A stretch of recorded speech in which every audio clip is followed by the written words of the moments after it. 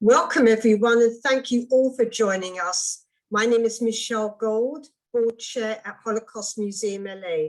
It is my pleasure to welcome you to today's program, Building Bridges, a monthly discussion series that brings together leaders of community organizations for a conversation about working toward common social justice goals.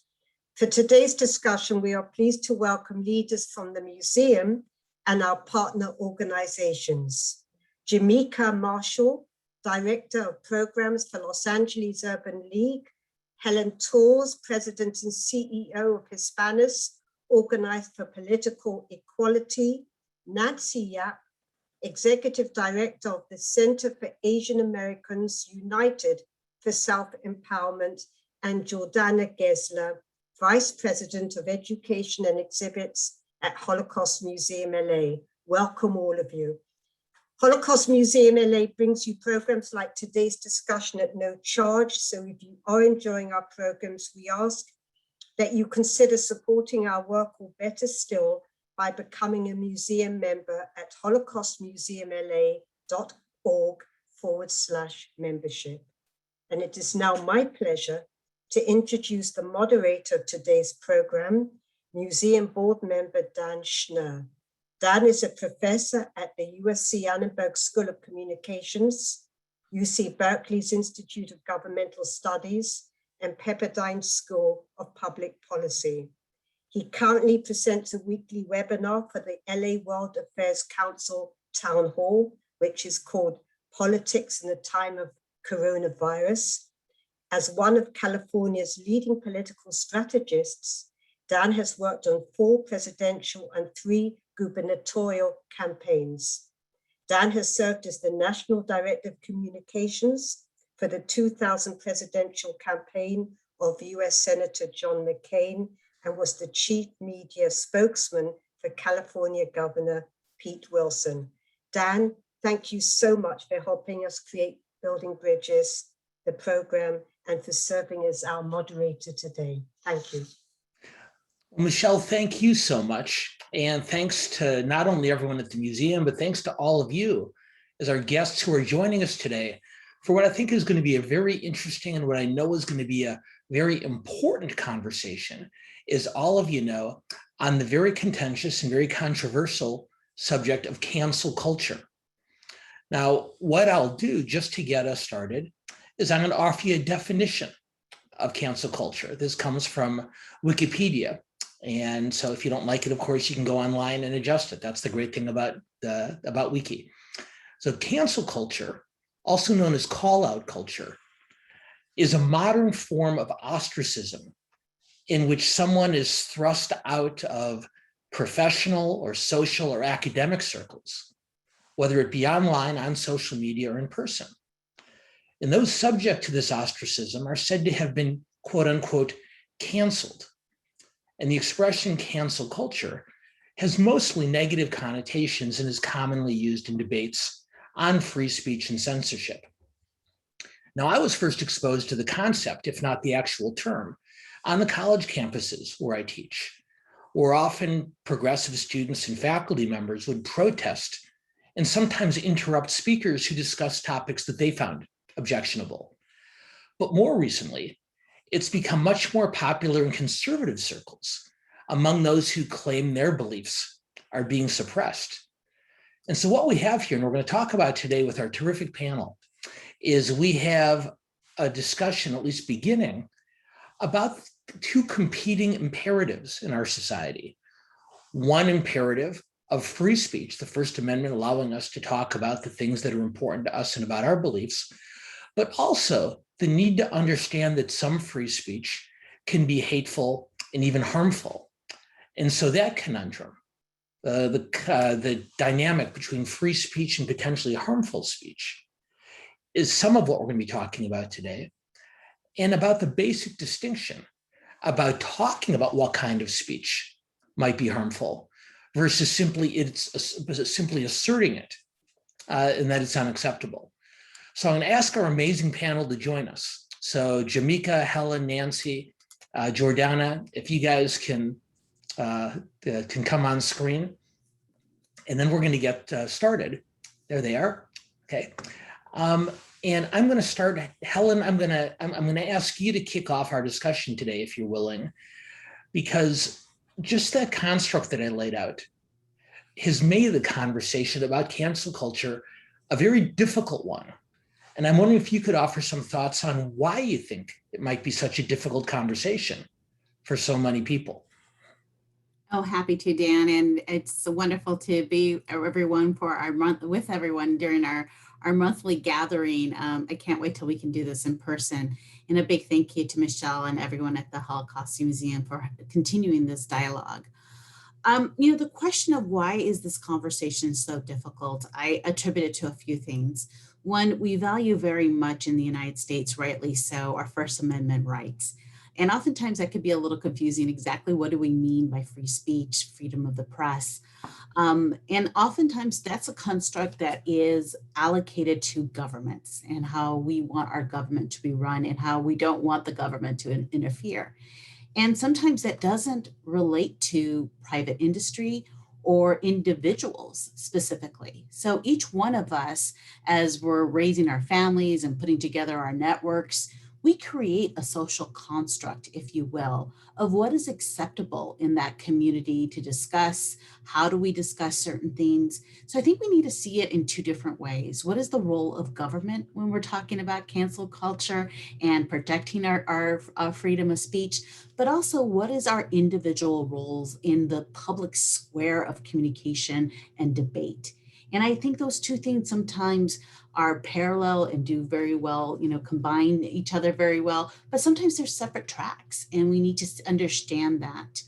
I will also say that with freedom of speech, especially in the public square, there has always been accountability. We've always held people accountable, sometimes for the good and for the bad. So this isn't anything new. Sometimes I feel this phrase, cancel culture, is utilized and has been weaponized by the media to divide us even more so.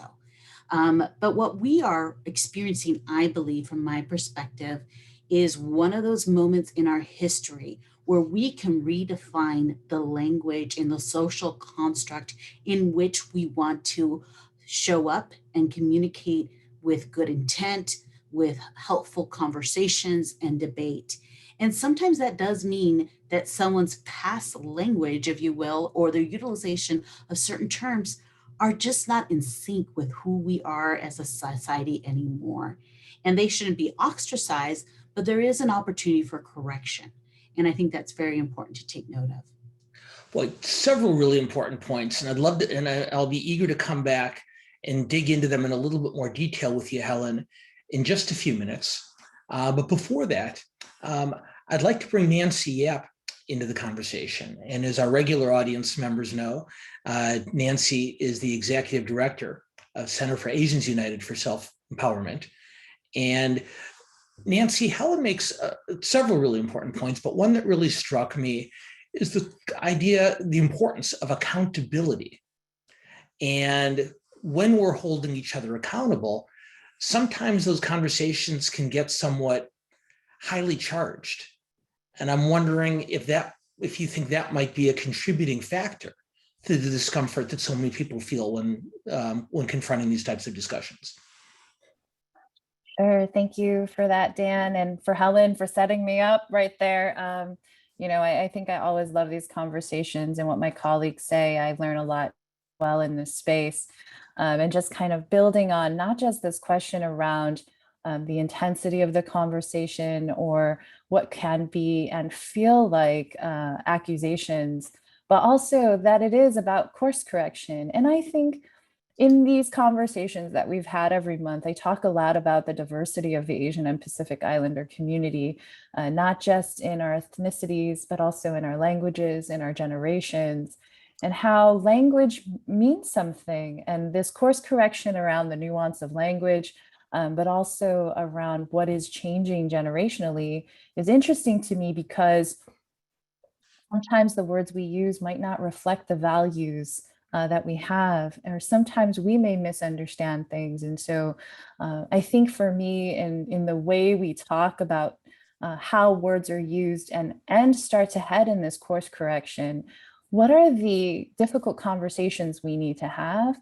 But also, how do we remember that we do come from very diverse backgrounds and different perspective and still drive that course correction, Helen, to your point, to ensure that the folks that we are in our communities, who we engage with, are actually speaking from a place that does reflect their values, and so that we can have those difficult conversations as well when we need to.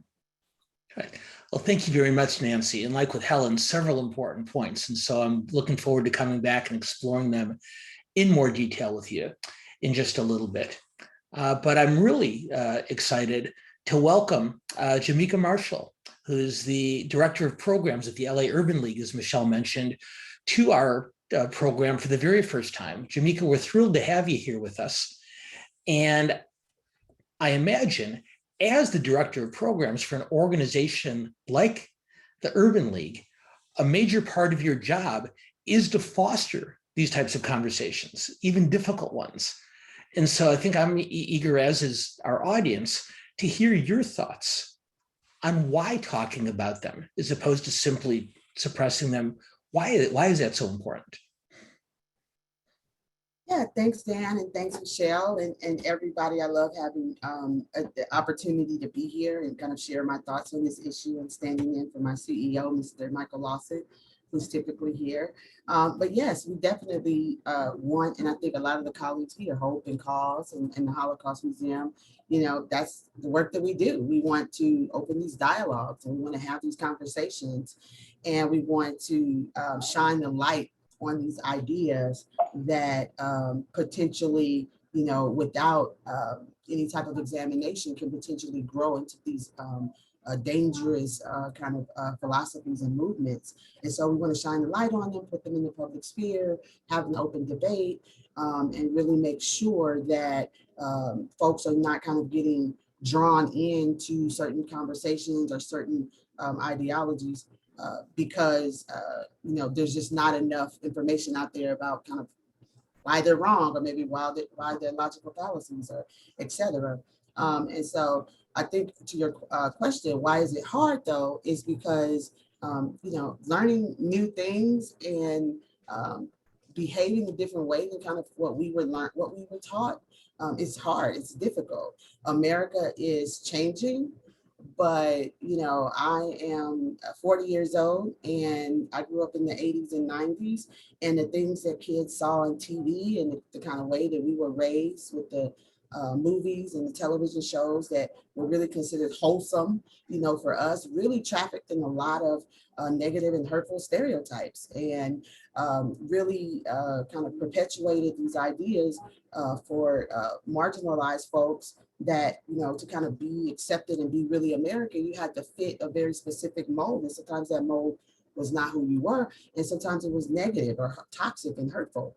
And so we realized, okay, stereotypes are not just kind of funny shorthands that we can use as a way to kind of move a joke, right? We realized also they are very real kind of barriers to equality and barriers to folks kind of fulfilling themselves fully in the American dream, right? And so we started to learn the ways in which stereotypes would do that. And so then we had to change, right? So then we had to change the ways we watch movies, change the way we consumed media.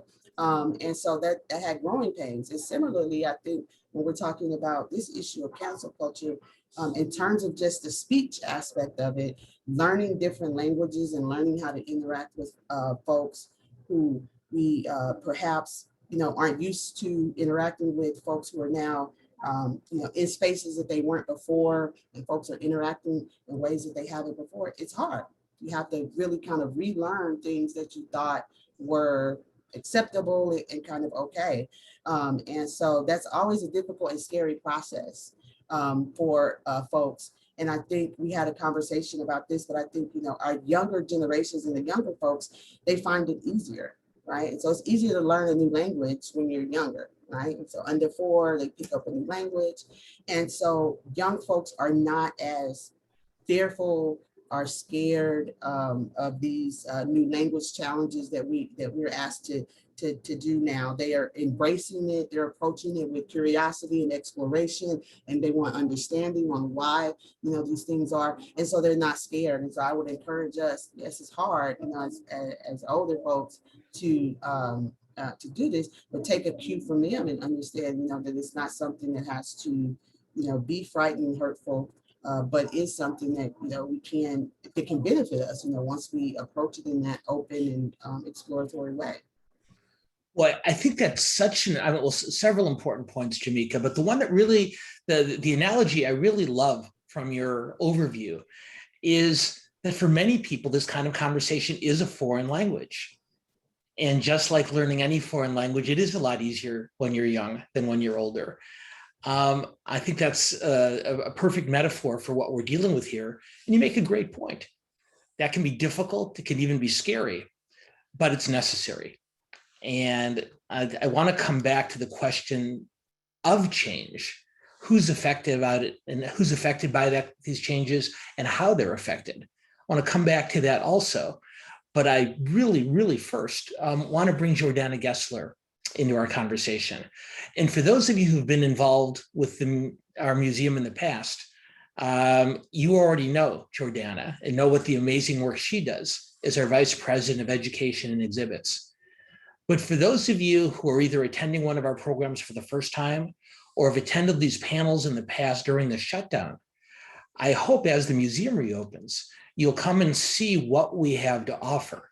And you'll have a chance, in addition to everything else, to get a chance to know Jordana and the terrific work that she and her team do for us. So Jordana, welcome to today's conversation. Thank you so much for joining us. Thank you so much for having me. So your question about, you know, how cancel culture can be a very difficult topic, or this topic in general is difficult for people to have, I think is an important one, because just because something is difficult doesn't mean that it should be avoided. And I think that true change comes from hard work and evolution. And really, when we're looking at it, it's a marathon, right? And as you run a marathon, you're in pain, you have challenges. There's a really high hill that you need to come over, and you need to do all of that, and you need to lean into that discomfort in order to get to the finish line. And I think that if we only strive to have conversations that are simple and easy, then we're not doing the work to change the society in which we live in and fulfill, for example, the museum's mission to inspire a more humane and dignified world, and a world of truly mutual respect. And I think that cancel culture can be really dangerous. When you cancel someone, or when someone's canceled, it doesn't mean that you're erasing their thoughts or silencing their words. You're just forcing them into a platform or a group of people or a different space that is more under the radar, or that is, allowing these thoughts to perpetuate underneath the surface. Instead of inviting someone to have a conversation about why the words that are being said or the actions that are being done are actually hurtful, and trying to understand, does this stem from misinformation? Does it stem from lack of education or knowledge? Does it stem from polarization, whether it be in a political, social, economic space?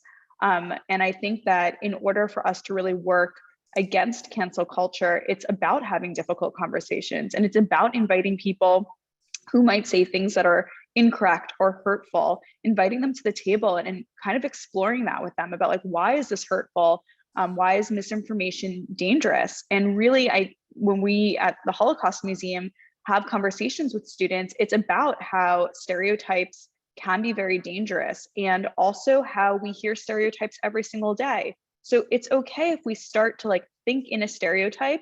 We shouldn't necessarily punish ourselves. Instead, we should challenge ourselves to rethink what we've been taught, and to relearn some previous concepts. I think Jamika was talking about it earlier. A few decades ago, there was definitely different thoughts on what was considered hate speech, or our understanding of hate speech has been an evolution.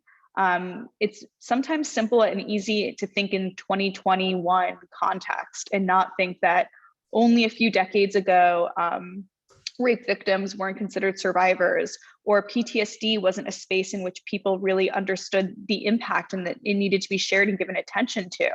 And so we all have work to do to create a space that is more respectful of other minority groups, and create a space in which stereotypes and hate speech is not allowed, but not in a way where people are canceled and shamed or humiliated, where people are invited to learn from their mistakes, because that's really the only way that we can foster growth. Jordana, thank you so much. And for those of you who haven't visited the museum in the past, now I think you know why we feel like we're so lucky to have her as part of our team. Helen, I want to come back to you, because Jordana talked about, and I think it's just a wonderful phrase, leaning into the discomfort, which of course is entirely counterintuitive for most people. You automatically look for the comfort. And Jamika talked about how difficult and scary change can be. And you touched on this as well. I'm wondering if you can talk a little bit more about change and what it does to people. And I know you've thought a lot in particular about how it can leave people feeling somewhat uncomfortable. What do you do about that?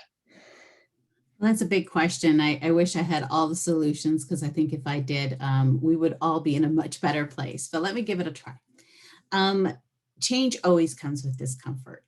It always seems to mean to some group that they're going to be left out, and that they're going to lose some kind of level of power, which is probably true. And with loss comes people fighting to not lose.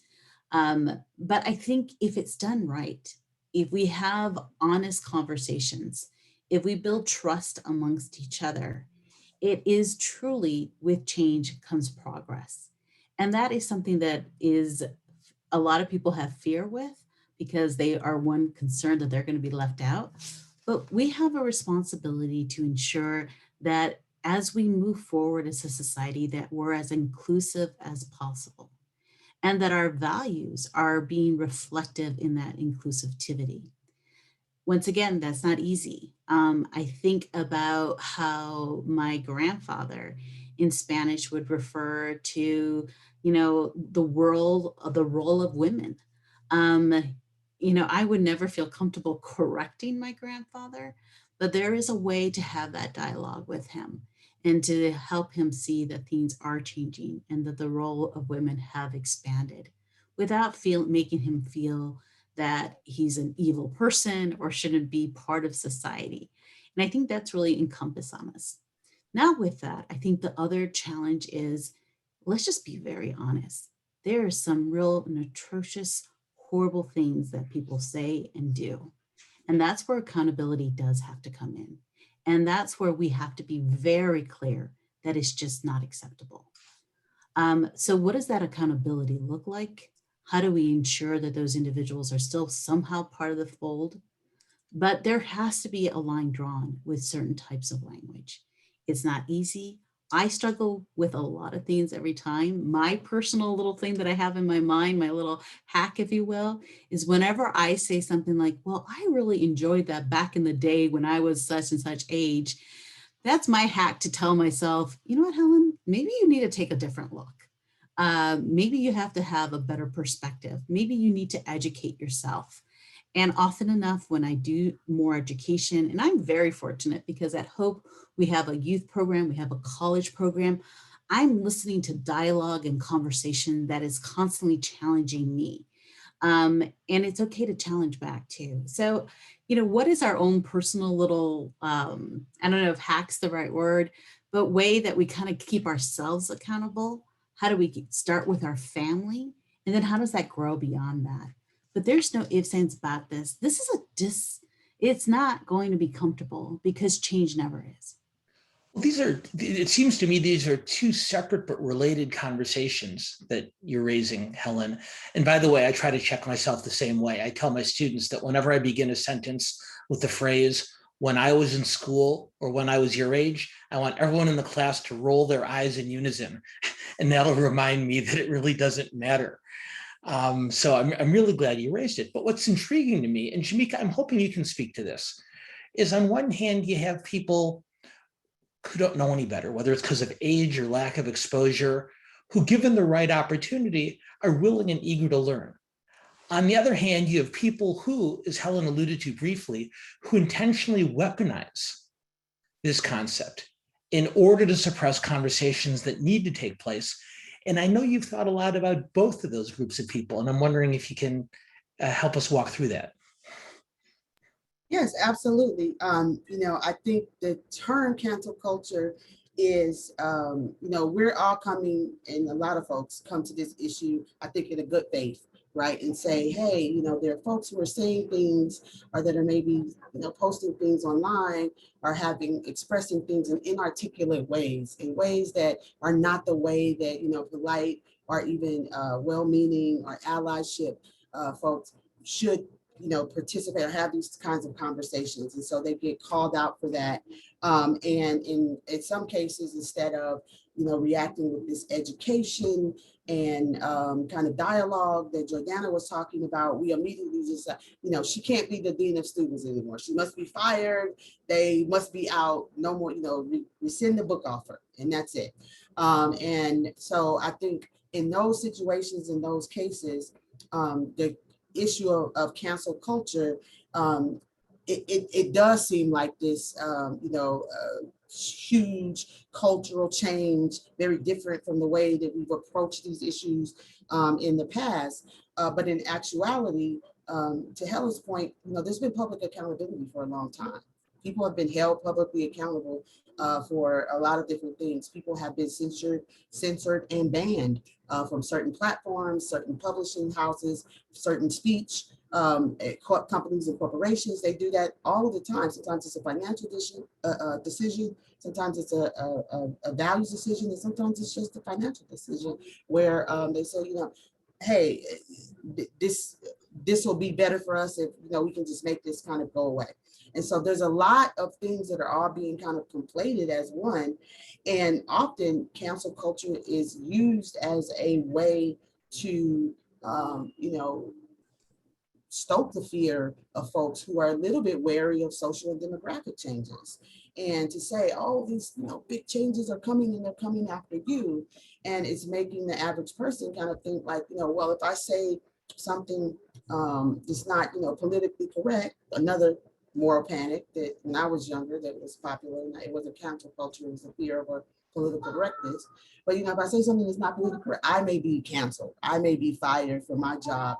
And working class people and folks all over the spectrum are worried, that this could happen. And it's a little bit overblown in a sense for me that, a lot of the highly public accountability and public shaming that's happening right now is really a media thing. It's really happening in social media, and it's happening in the media. And it's, it's about certain, words and dialogue, phrases, tweets, posts, and things like that. But the behavior, the systems, the actual results of the lived experience of inequality and bigotry and unfairness, the actions we're very less likely to hold those things publicly accountable. The messy work of it's not one person's fault, but it's the corporation's way of dealing with this issue or this problem. That's too messy, right? And so there's a little bit of this issue happening right now with the ESPN network, and there's some conflict between a Black on-air analyst and a white on-air analyst, both women. And there's this, social media firestorm about who's right and crossing who's wrong. And it all seems very high stake because Disney and ESPN, these two huge, large companies who create the policies and create the systems and make all of these dynamics possible, it's really too hard to kind of hold them accountable for that. And so we have this weird situation where I think what Helen was getting at is that you have all of this media attention towards cancel culture, and you have this kind of burgeoning, fear and social fear that, what is this big cultural change happening? But it's not really matching the reality in terms of, real change happening, in terms of real accountability for unacceptable and intolerable actions that we want to do, move away from. And so I think just to really hone in on your question, that this is kind of the reason why a debate like this is important, a conversation like this is important. It's not enough to say, oh, cancel culture isn't real, that's just a GOP talking point. You know, they want to bring it up, and you know, it's not a real thing. When you have, you know, really progressive or liberal institutions that are very isolated from conservative, you know, kind of commentary, wrestling with these issues, right? Are you too not left enough? Or, you know, so there's a lot of this happening in places that are outside of this kind of, you know, red and blue kind of conversation and in the media aspect. And so it's very important for a conversation like this to come in and really not conflate these different issues, right? Not conflate the issue of a in-group saying, you know, we are making a value decision.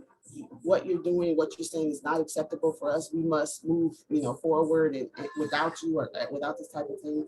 Or a company or corporation saying, we got a little bit of bad press, and so we're just cutting ties completely and we're moving you, you know, off, and which may or may not be fair.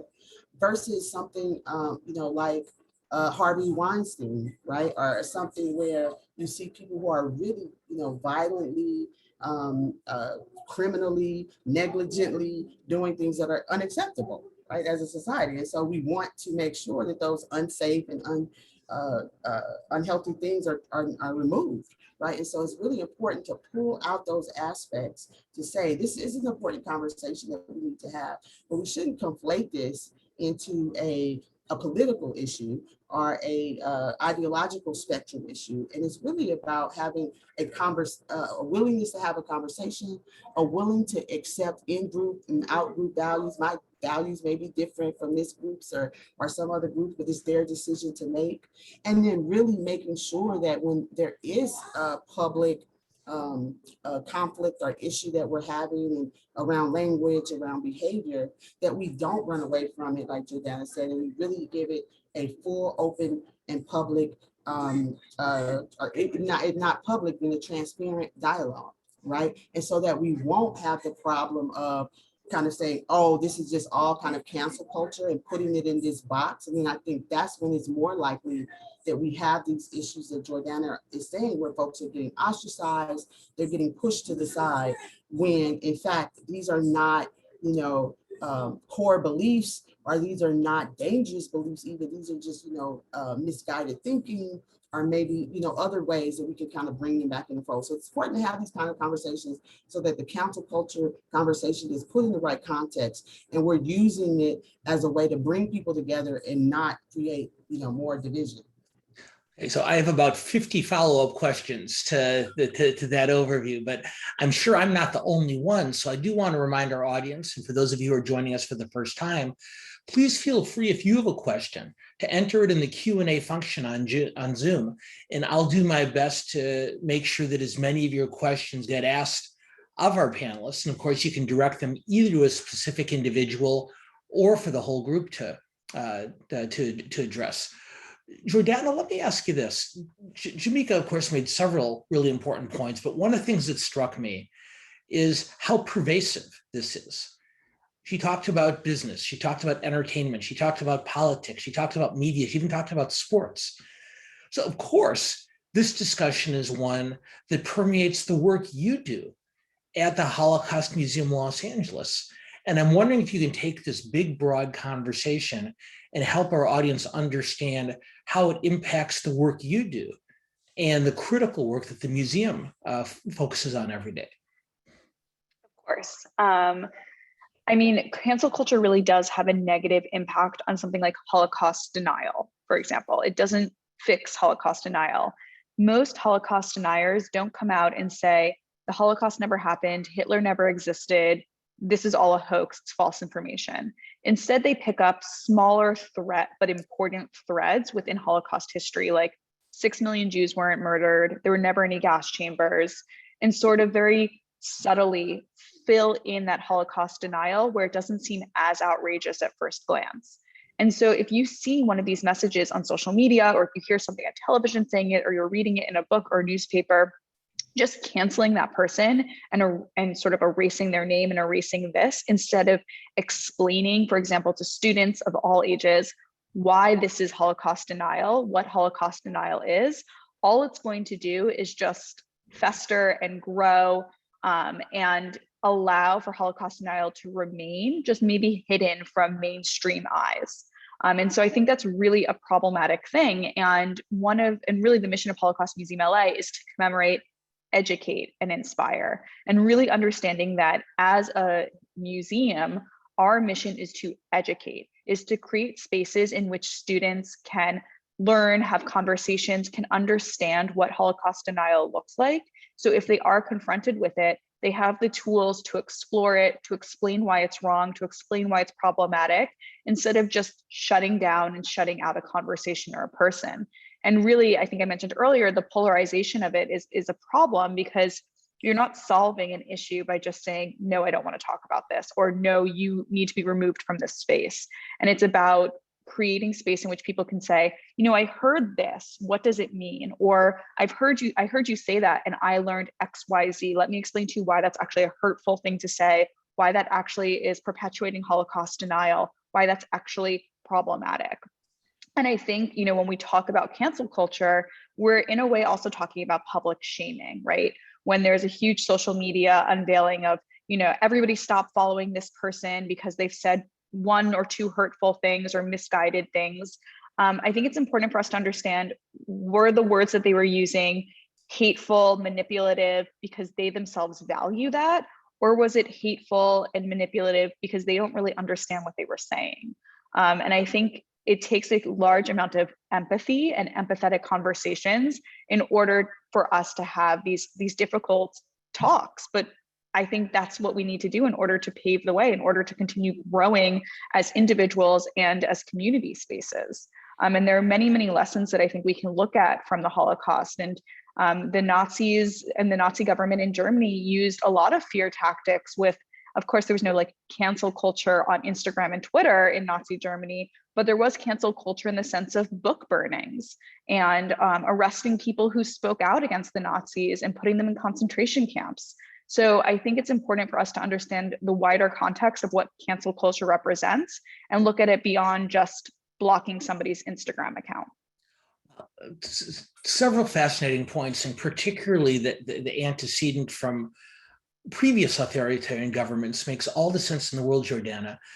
But one of the things that I took away from your insights, which I hadn't really thought about, is, of course, bringing these conversations into full view, as all of our panelists have talked about, is of benefit, not just for the individual who raised an inappropriate or hateful comment, but for the rest of the community too. I've always thought about this in the context of my old work on political campaigns, that often someone on the other side of the aisle can be a foil or even a prop that allows you to have a conversation with a broader audience, even if you're not going to convince someone who's fully invested in a different direction than you. There's a lot of other people listening. And Nancy, this brings me back to a point that a few of the panelists have talked on briefly, but I'm hoping you can go into a little bit more detail on, that particularly for us older members of a community, whether it's the Asian Pacific, whether it's the Jewish, whether it's any of our communities, us older members of the community who grew up in a different time with different rules and different language, we're listening too when these conversations are taking place. And so I'm wondering if you wouldn't mind talking just a little bit about the generational challenge, dragging some of us old people into the 21st century and letting us know that just because we experienced something way back in the day, that's not the way the world works anymore. Sure. I mean, I think just listening to the other panelists and this idea that change is not only uncomfortable, but I think is also really hard. And I think there's power dynamics at play as well. And there is something to be said for the past and what it holds over us. I think generationally, there are actions, behaviors, words we've used that have been acceptable. So why aren't they acceptable anymore? And that argument is sometimes exhausting, I think, for both sides of that discussion. I say that because I think with change, there's also a power dynamic. And Jordana, when you were speaking, I just was thinking about not only how much I agree with you, but how hard that is to be responsible for the education and feel like you're responsible for education, right? Like, and I think that many of us, I know as a woman of color, as an Asian and Pacific Islander woman of color who represents not just my organization, but my family and multiple generations, like, you know, there's an exhaustion that comes with feeling like we have to educate, we have to have difficult conversations. And we do choose who we invest in. Helen's example about our elders, I think is very key. Like, how do we have that conversation that feels both respectful and true to our values of respecting our elders, and yet still brings to the point where things are changing and it's time for that change. I'm going to talk a little bit about, I grew up in Ohio, and so I feel like it's okay for me to talk about Ohio like this. But, you know, I grew up with the Cleveland Indians. I actually am also an incarnate word warrior. These are the types of mascots we have in Ohio, and people hold on to them dearly for nostalgia. They don't see it as offensive. And I say that because there's also something about cancel culture that is often dismissed, which is the real hurt and disrespect that is felt from the interaction. And to see that in mass, to know that something is disrespectful and yet held on to because it's nostalgic for someone, it is a different kind of difficult and disrespect that is hard to always have a conversation about, especially when you feel like you're not quite there. So I think for me, part of this generational conversation is admitting there were things that were okay before that aren't okay anymore. But also kind of returning to this idea of what disrespect might feel like, what is harmful, and how we can move forward from those conversations with the respect that we want that builds the communities we're hoping to build.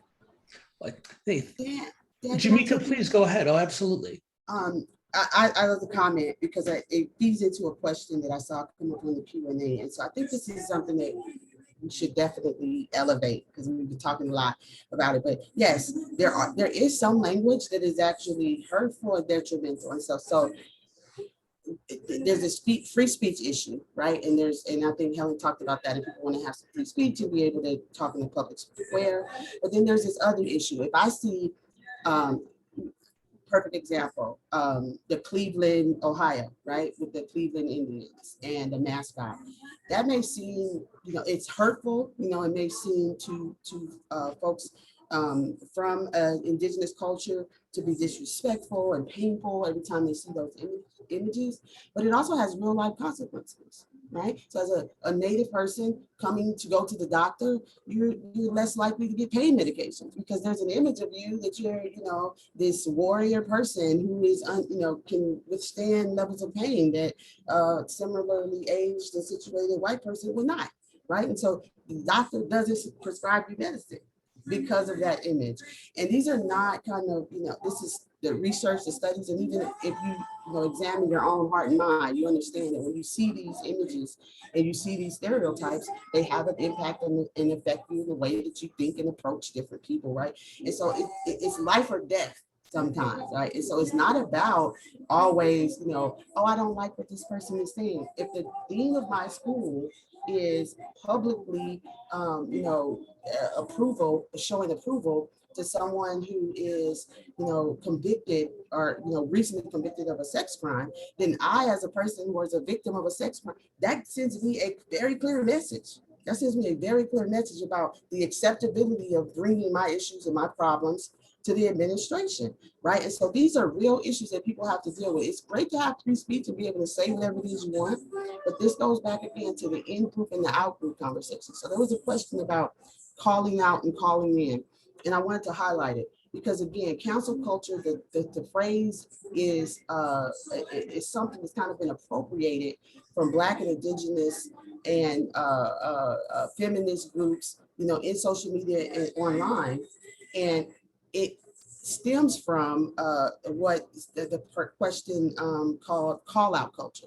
So the question was about calling out, call out and calling in. And is there ever a benefit to calling folks in as opposed to just kind of calling out? And calling in is when you bring someone and you say, you know, I'm highlighting your behavior or whatever it is, but I'm inviting you to come and have this educational process and this dialogue to talk it out.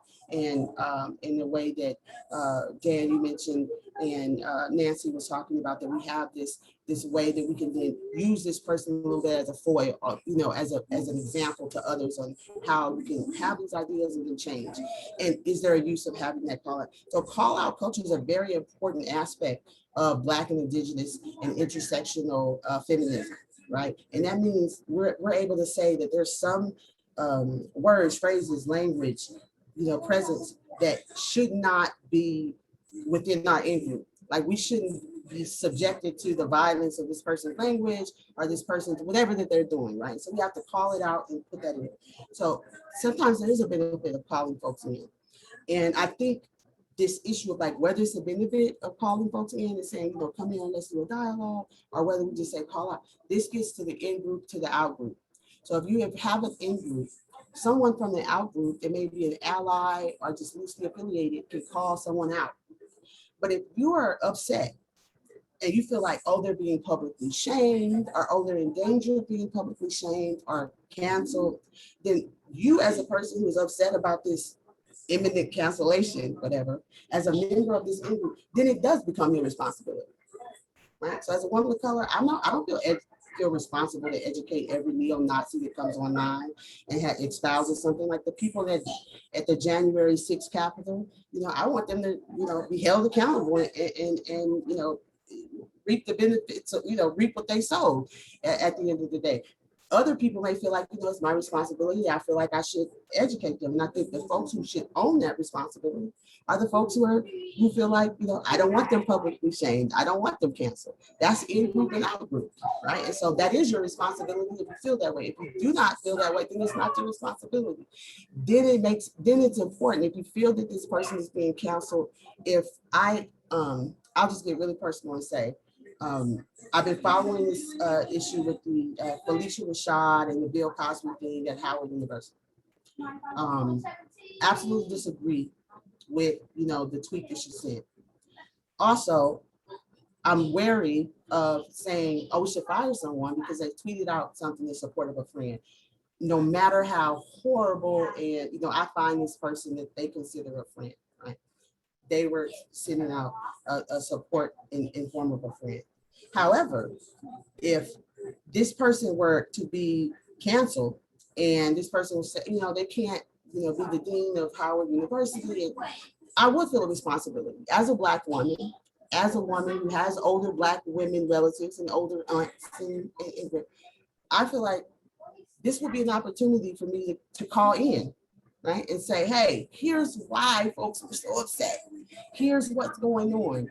Here's this perspective that I know that you have and you support that you're not seeing when you tweet things like that, right? I would feel the responsibility. Jamika, else, they may not. So I'll stop there. I'm sorry. No. I think they may not feel that responsibility. I think it's such an important point. And for those of you who aren't looking at the Q&A box, Jamika is referring to a really, really smart question posted by Emily Shine, in which she says, I'm wondering what the panelists think of the distinction between calling out and calling in.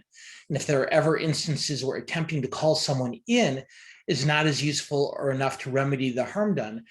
And Nancy, I know we haven't talked about this in advance, but this is a point that you made earlier on in the conversation. Maybe this is a good opportunity to explore it further. One of the first things you said to me about this topic is that talking through our disagreements doesn't need to be framed as an accusation, that they can be productive conversations. And to me, that's a very similar distinction to the one that Emily's making between calling out and calling in. Maybe you can talk a little bit further, whether generationally or otherwise, about how to bring someone into the conversation rather than making them feel like they're the subject or the object of some type of scorn or reprisal. Sure. I think that sometimes with these conversations, and I think there's a difference between, and I feel like we've run the gamut in relationships here, right? From grandparent to folks at the Capitol in January, right? Like, I think there is an investment that we make in relationships. There's an investment that we make in a discussion, and we also determine what we have energy for. There are times when I have energy to have a conversation and actually be present and listen to someone who I disagree with, because that takes a lot of work too. And so I think part of this idea of calling in is about, what do I have energy for, and understanding myself. Do I have a space where I also feel informed and can defend my stance? I think it's important for us to educate ourselves about what we believe in, but also what other people are saying. And it allows for us to have conversations that maybe don't bring up that very visceral feeling that doesn't help us argue. I know for myself, if I'm surprised or if I haven't talked about something before, I feel flustered and like I can't defend my own part of the conversation. So I do think some of the calling in work is for us to be informed about each other, for us to have conversations with one another. And I think very admittedly, the spaces that not only I'm a part of and lead, but also my colleagues do, we need to find spaces where we feel safe and where this isn't going to happen to us, so that we can work it out, practice those conversations, and also feel like we have support when we do have them. So there's a lot of elements to this. And I think it's one of the reasons that I gravitate towards Asian and Pacific Islander work, but I also think it's important that we hold these spaces for our communities when we need it. So there's a lot of in the moment work of calling in, but there's also being there for each other, hearing each other, and helping each other practice those conversations, quite frankly. Nancy, thank you so much. I think that distinction is just a really, really important one. And so, Jordana, I'm going to ask you to weigh in on this also, because you've already talked a couple times about the importance of education, but of course, different people respond to different approaches, and different people learn in different ways. So I'm hoping that you can talk a little bit about how, whether at the museum or more broadly, how you use education as a tool to bring people together and to build a more inclusive community, knowing that, as Jamika and Nancy and as our questioner all referenced, different circumstances call for different approaches. Yeah, well, I first think that it's really one of my favorite quotes from Anna Karenina is that if you strive for perfection, you will never be happy or you'll never be content. And I think that that is true for ourselves and for the people around us. If we expect people to always be perfect and always say the perfect thing, if we expect ourselves to always think and speak and act perfectly, we will never be content with what we are seeing. We will never be happy. So I think first entering any space and understanding that we will never be perfect, but what do we do when we fail? What do we do when we misspeak? What do we do when we see someone else do those things? That's the most critical moment. And I think the answer to that is really education and calling in people, not necessarily calling them out, not necessarily canceling them, not necessarily shaming them, creating space where you can have difficult and important conversations. Because unless you're having cross-cultural conversations, intergenerational conversations, conversations about history, conversations about experiences of different minority groups, until you're having those conversations, you really don't have the full understanding of someone else's perspective. And I think that what we're talking about right now is not new. I don't think it's, a conversation. It's really the old idea of like walking a mile in someone else's shoes, really considering about like why certain words are hurtful to someone else, and then creating space for dignity and respect and empathy in order to understand that and to just sort of be responsible for ourselves. I mean, Jamika kept using the word responsible. I think that's so important. Who are we responsible to? Who are we responsible for? Oftentimes the people who are canceled on social media are people with big followings, whether they be politicians or influencers or celebrities. And they have a responsibility, of course. When you have a million people following you on a platform, you have a responsibility to yourself and a responsibility to those people. So if you do misspeak, it is that person's responsibility to sort of reevaluate what they said. And it's also, I think, our responsibility to say like, hey, I'm actually an expert in that field. Hey, I actually have knowledge in this space. Let me explain to you why that was a hurtful thing to say. And I think doing that, and we all have different expertise, and hearing from one another, that will ultimately lead us to a world in which there's more mutual respect for one another. And cancel culture becomes less of an important conversation because people are more aware and more aware of their responsibilities to themselves and to others. I think that makes perfect sense.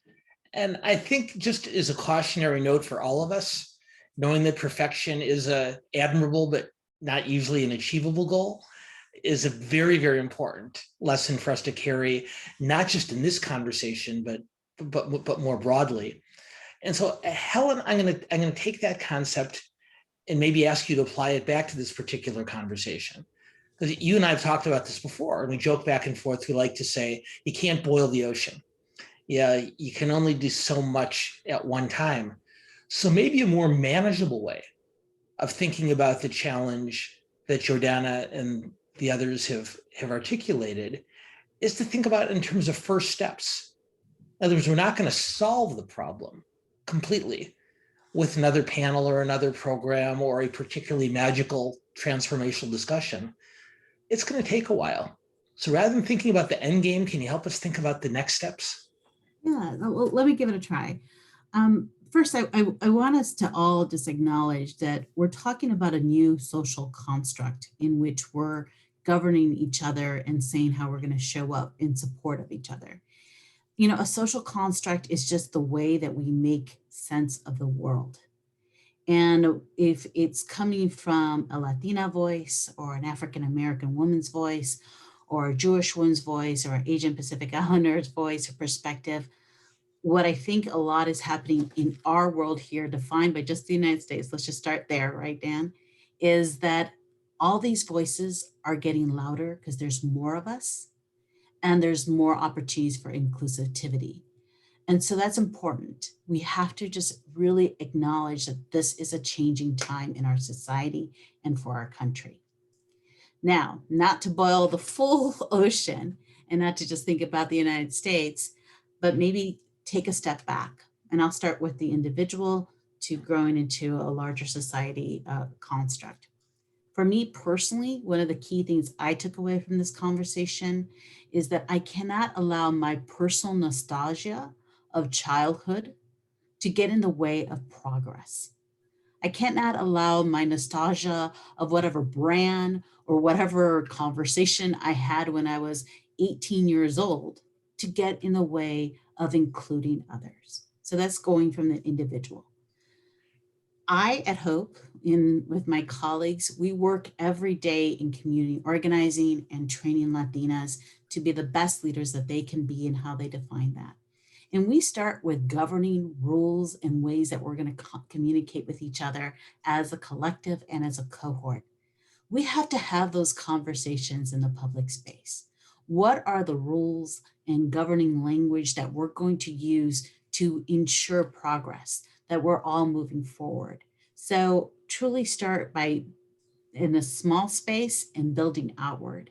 It can start with yourself and how you check yourself. It can start with how you're checking and creating an environment for your community and your family. So I think you need to start small and really build out from there. And we need to have these conversations. We need to be very honest that all of us at one way or another, in some, thank God there wasn't social media when I was growing up. We could have probably be canceled, if you will. So there has to be a way that we can have a dialogue to check each other with compassion and grace, and not always, but helping someone bring someone in, but also being very realistic that there's some people that don't want to be part of our group. There's people out there intentionally meaning real harm, and we have to have ways to deal with that as well. The last thing I would say, and I'm getting this more from my colleague Maya, some of you may know Maya, she's been a representative for Hope and she's our communications specialist at Hope. She says, how do we go from saying cancer culture to a culture of learning? And I really love that. How do we go from cancer culture to a culture of learning? So how do we create that space? And that's where I will leave it to all the great minds around here to really figure out how are we creating that space. I think that's a perfect way to wrap up the conversation, Helen. And I'd suggest that what you're offering, the advice you're offering, suggests that we need to approach this topic not just with compassion and grace, but with humility, knowing that it is a longer term effort and it really is a step-by-step challenge for us to take on. Some of you have heard me cite this quote before, but while Jordana likes to quote Russian literature, I prefer more contemporary sources. There's a famous quote that the late Steve Jobs offered in his famous commencement address at Stanford University before he passed, where he talked about the importance of putting a dent in the universe. And I love that concept, putting a dent in the universe, because often, if you're committed to the kind of change that Jamika and Helen and Nancy and Jordana all are, you think a lot about changing the world. And what you realize is that changing the world is hard. Changing the world takes a long time. But what I love about the concept of putting a dent in the universe is you're not trying to change the whole world. You're not trying to boil the ocean. You're picking out just one spot, you're picking up a crowbar, and you're putting a dent in just one place in the universe. And the really terrific thing, and what I love so much about these building bridges conversations, is that if every single one of us puts a dent in the universe, together, that's how you change the world.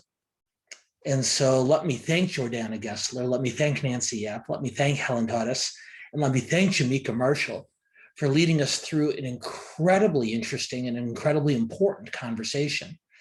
Let me thank Michelle Gold and Beth Keene and the entire team at the Holocaust Museum, especially the amazing Harmony Barker, who makes these programs work for us. But most importantly, let me thank all of you for joining us today, for being part of the conversation. We hope you'll join these program and panel discussions in the future. And we hope now, as that the world begins to open, that we'll see you at the museum at some point in the not too distant future too. Thanks so much again to all of you. Have a wonderful afternoon, and we'll hope to see you again soon.